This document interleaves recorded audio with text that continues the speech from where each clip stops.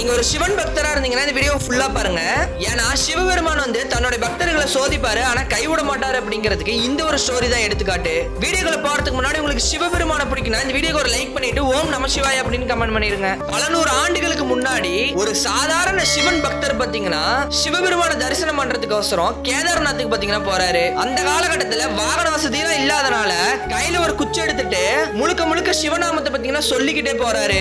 வெயில் மழை குளிர் எல்லாத்தையுமே தாங்கி கேதார்நாத்துக்கு பாத்தீங்கன்னா போறாரு. ஃபைனலா கேதார்நாத் கோவிலுக்கு பாத்தீங்கன்னா போயிறாரு. கோவில பார்த்தோன்னே அவருக்கு பாத்தீங்கன்னா கண்ணுல வந்து ஆனந்த கண்ணீர் பாத்தீங்கன்னா வந்துகிட்டே இருக்கு. ஆனா அந்த நேரத்துல கோவில பாத்தீங்கன்னா க்ளோஸ் பண்ணிட்டாங்க.